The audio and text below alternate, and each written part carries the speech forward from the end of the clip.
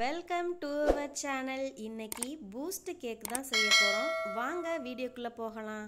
2 முட்டையை உடைச்சி ஊற்றிக்கலாம். ஒரு சிட்டிகை அளவு உப்பு, 1/2 டீஸ்பூன் வெண்ணிலா எசன்ஸ் சேர்த்து பீட் பண்ணி எடுத்துக்கலாம். 1/2 கப் அளவு சர்க்கரையை சேர்த்து முட்டையில் சர்க்கரை கரையிற அளவுக்கு பீட் பண்ணி எடுத்துக்கணும். இந்த அளவு பீட் பண்ணதுக்கு அப்புறமா 1/4 கப் அளவு வாசனை இல்லாத ரீஃபைண்ட் ஆயில் சேர்த்துக்கலாம். நல்லா பீட் பண்ணி எடுத்ததுக்கு அப்புறமா இது கூட 1 கப் அளவுக்கு மைதா மாவு சேர்த்துக்கிறேன்.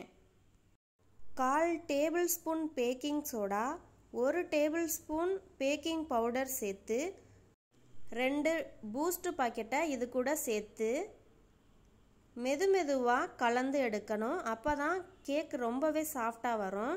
இது கூட 1/4 கப் அளவுக்கு பாலை கொஞ்சமாக சேர்த்து பீட் பண்ணி எடுத்துக்கணும். இதுதான் கரெக்டான கன்சிஸ்டன்சி. ஒரு பாத்திரத்தில் நெய் தடவி அதுக்கு மேலே கோதுமை மாவை தூவி விட்டு நம்மளோட மாவை ஊற்றிக்கலாம். நல்லா செட் பண்ணிவிட்டு ஒரு யூஸ் பண்ணாத பாத்திரத்தில் அடியில் தண்ணி ஊற்றி 5 மினிட்ஸ் ப்ரீ ஹீட் பண்ணி அதுக்கு மேலே கேக்கை வச்சு செட் பண்ணி தட்டு போட்டு மூடிக்கலாம். இதை 45 நிமிஷம் அப்படியே வச்சுட்டு ஓப்பன் பண்ணால் நமக்கு கேக் ரெடி ஆயிடுச்சு. இது எவ்வளவோ சாஃப்டாக வந்திருக்குன்னு பாருங்கள். இது மாதிரி உங்கள் குழந்தைங்களும் கேக் கேட்டால் வீட்டிலையே செஞ்சு கொடுங்க.